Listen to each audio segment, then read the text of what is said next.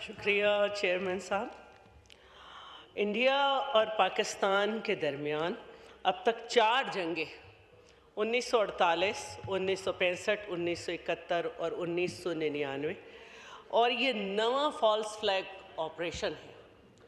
और ये सारी जो वाक़यात हैं इसमें बाकायदा जंगें मुसल्लत की गई और फॉल्स फ्लैग ऑपरेशन उस वक्त किए गए जब भारत को या तो अंदरूनी मसाइल से तवज्जो हटानी थी या अहम सफारती मामलात जो थे वो दरपेश थे।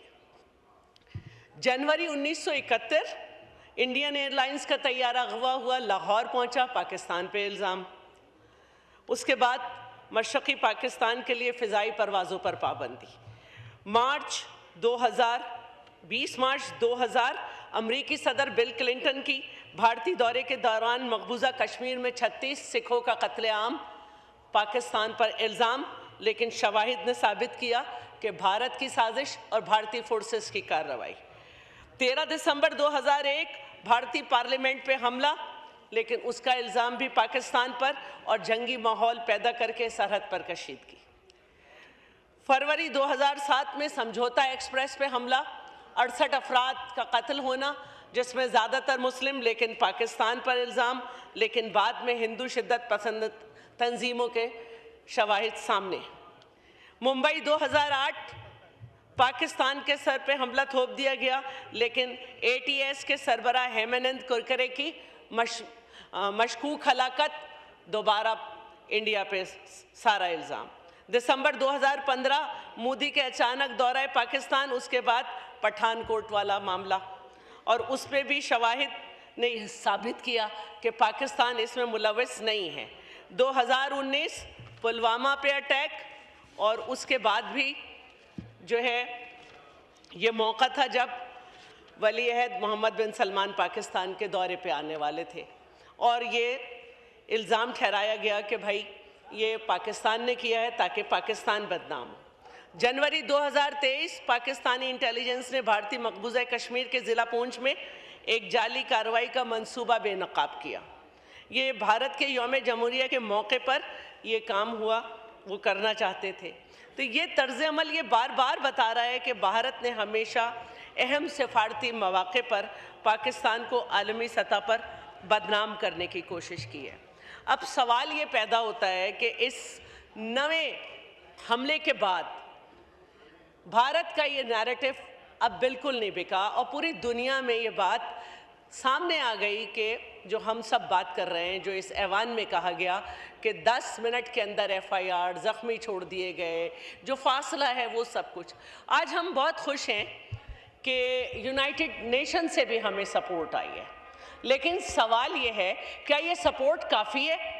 क्योंकि इससे पहले यही कहा गया कि दुनिया में सबसे ज़्यादा ह्यूमन राइट्स की जो वायलेशन होती है वो मकबूजा कश्मीर में होती है, लेकिन मकबूजा कश्मीर में आज भी खून बह रहा है। यहाँ ये भी बात की जाती है कि वाकई फ़लस्तीन में जुल्म हो रहा है, लेकिन मैं ये पूछती हूँ क्या जो इन्फ्लुएंशियल कंट्रीज़ हैं, जो ताकतवर हैं, क्या वो ये फ़लस्तीन में खून बहाना रोक सके? तो आज भारत भी जो है वो इस्राइल बनना चाहता है, और ये बाअसर मुमालिक को समझना होगा कि उनका किरदार क्या है। सिर्फ मजम्मत कर देना, हमारे नैरेटिव को सपोर्ट कर देने से फ़र्क नहीं पड़ता, सबको अपना किरदार अदा करना है। आज जब ये जंग शुरू हो चुकी है एक तरीके से, जब चनाब और जहलुम का पानी रोक दिया गया, पानी रोक देने का मतलब है कि आप ये चाहते हैं कि पाकिस्तान में मौत का रक़्स हो। आज सिपाही सालार को भी टैंक पे चढ़कर ये ऐलान करना पड़ गया कि हम बिल्कुल तैयार हैं, लेकिन सवाल वही है कि क्या तैयार होने से, उनके पानी रोकने से और हमारे उनके दरियाओं में खून बहा देने से मसला हल हो जाएगा? क्या जंग जीत में तब्दील हो गई तो सारे मामलात हल हो जाएंगे? पाकिस्तान जंग जीत जाएगा तो मसाइल हल हो जाएंगे? इसमें सबको किरदार अदा करना होगा। वाइंड अप कीजिएगा। मैं अभी शुरू ही हूँ चेयरमैन साहब, इतना जुल्म ना करें, मैं बैठ जाती हूँ आपके।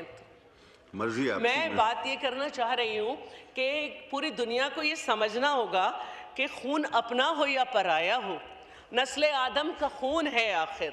जंग मशरक़ में हो कि मगरिब में, अमने आलम का खून है आखिर। बम घरों पर गिरे कि सरहद पर रूह तामीर ज़ख्म खाती है। खेत अपने जले के औरों के जीस्त फाकों से तिल मिलाती है। टैंक आगे बढ़े या पीछे हटे, कोक धरती की बांझ होती है। फतह का जश्न हो कि हार का सोग, जिंदगी मैयतों पे रोती है। जंग तो खुद ही एक मसला है। जंग क्या मसलों का हल देगी, आग और खून आज बख्शेगी, भूख और एहतियाज कल देगी। इसलिए ए शरीफ इंसानों, जंग टलती रहे तो बेहतर है। आप और हम सभी के आंगन में शम्मा जलती रहे तो बेहतर है। बढ़तरी के सबूत की खातिर खून बहाना ही क्या ज़रूरी है।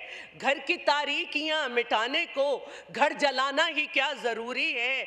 जंग के और भी तो मैदान हैं, सिर्फ मैदान कश तो खून ही नहीं, हासिले ज़िंदगी खिरत भी है, हासिले ज़िंदगी जुनू ही नहीं।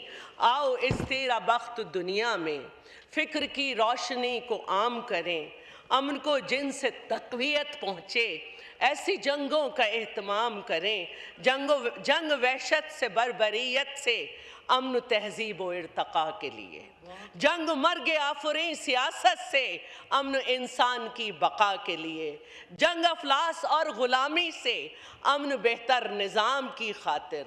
जंग भटकी हुई क़यादत से, अमन बेबस अवाम की खातिर। जंग सरमाए के तसल्लुत से, अमन जमहूर की खुशी के लिए।